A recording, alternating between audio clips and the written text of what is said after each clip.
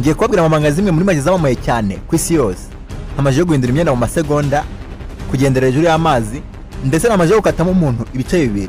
Murakaza neza mu kiganiro cya Rusiko Fact. Simovini igihe yajyaga muri American Got Talent yakoze maji nyinshi zatangaje abantu ndetse n'abajaji. Zimwe muri maji yakoze zigatangaza abantu cyane, akari maji yakoze avana amakarita mu kanwa n'andi mu muyaga. Kuvana amakarita mu kanwa.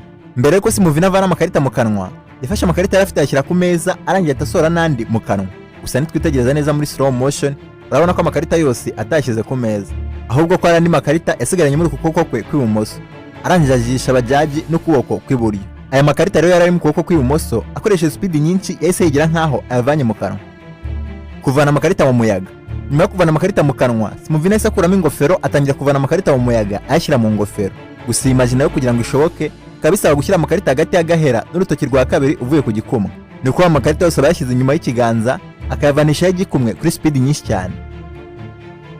David Copperfield katamo ibice bibiri.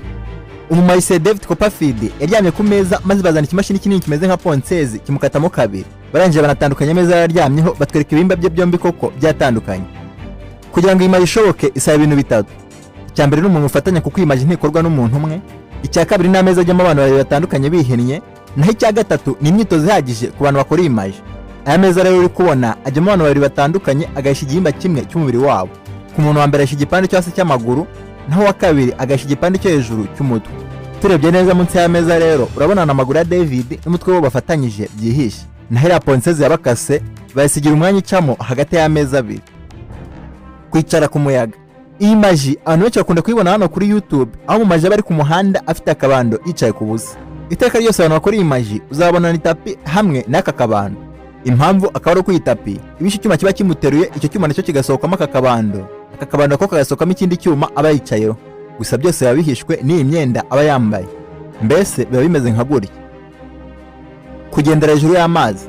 Imwe muri maji zamamaye cyane ku isi yose ni maji yakozwe na Chris Angel agendera hejuru y'amazi.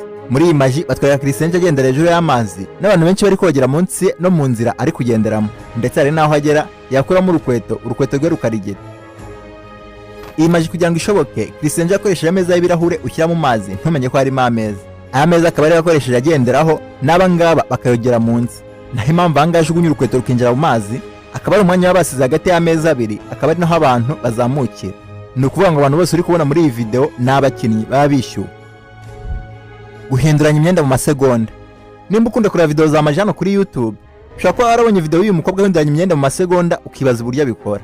Iyi akaba ari trick akoresha kugira ngo imaji ishoboke. Iyi maji nayo kugira ngo ishoboke isaba ibintu bitatu. Icya mbere ni plan n'abahanga mu kuzaninga imyenda uko izaba imeze.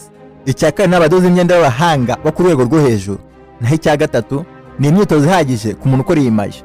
Iyi myenda ibidodo mu buhanga bwinshi ku buryo imyenda yose bahinduranya ibigerekeranye. Ushobora no kurebera kuri iyi foto mbere y'uko umukobwa atangira gukora maji, mu rukenyero rwagaragara nka hariya ni ugereranyije na nyuma arangiye. Ikindi narebeye hano ushobora kubona indi myenda aba yambariyemo imbere.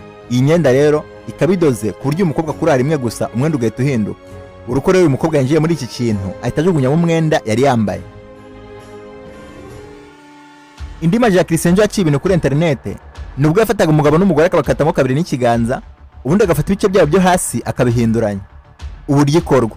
Iyi video ya Chris Angel imara iminota 3 gusa, ariko tugende ku gicucu cy'iki giti bigaragara ko iyi video bayifirimye amasaha menshi, uko nyuma y'amasegonda 30 gusa iyi video itangiye, igicucu cy'iki giti kiba kimaze gukavaringa ahantu hose. Ni ukuvuga ngo byibuze iyi video yafashe amasaha ari hagati ya 3 na 5 kugira ngo ifilime. Muri ayo masaha rero akaba ariho hihishe ibanga ry'iyi maji. Zimwe muri trike zakoreshwe kugira ngo imaji ishoboke ni cutting nyinshi ko bahindukije kamera, hamwe no gukoresha abantu bane batandukanye gusa bambaye kimwe, babiri badafite igipande cyose cy'umubiri wabo n'abandi babiri bafite umubiri wuzuye. Maji itangira Chris Angel afata umugore wuzuye akamuryamisha ku ntebe, ubundi agahindukira akajya kuryamisha n'umusore. Gusa igihe bahindukiza kamera bajya ku musore bahita bahinduranya abagore bagashyiraho ufite igice cyo hejuru gusa n'amaguru ya fake. No ku musore afata umusore wuzuye akamuryamisha ku ntebe, ubundi agahindukira akaza gukata umugore bahinduye. Gusa nimba bakurikira ibyo navuze hejuru, igihe bahindukiza kamera baza gukata umugore bahita bahinduranya abasore bagashyiraho ufite igihimba cyo hejuru n'amaguru ya fake akontororwa. Chris rero akata umugore akajya no gukata umugabo, yarangiza agafata igice cyo hasi cy'umugore akakijyana ku mugabo n'icy'umugabo akakijyana ku mugore, nyuma akabafatanya. Gusa trike nta yindi ni gushyiramo process hejuru agaraba afite umubiri wuzuye, gusa kuri ino nshuro bahinduranyije imyenda. Akaba ariyo mpamvu iyi video ifata amasaha menshi bayifilime. ikindi buri muntu wese uri gukora muri iyi video ni umukinnyi uba wabyishyuriwe.